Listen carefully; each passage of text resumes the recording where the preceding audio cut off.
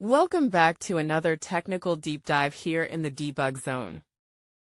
Today, we're tackling a big question and breaking it down with insights from other users. Hopefully this clears up some misconceptions and helps you get the answer you need. So buckle up, stay a little curious, and let's jump right in.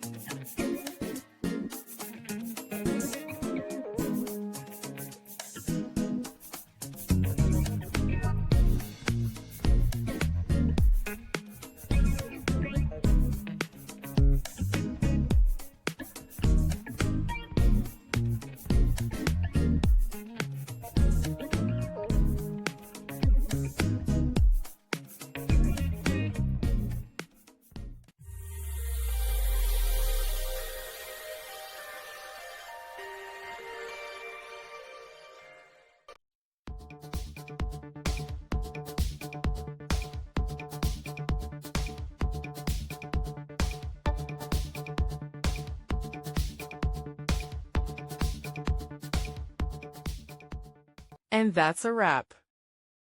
I hope you found the answer you were looking for. If you did, take a second to hit that subscribe button. It really helps out. And let me know in the comments which solution worked best for you. See you next time in the debug zone.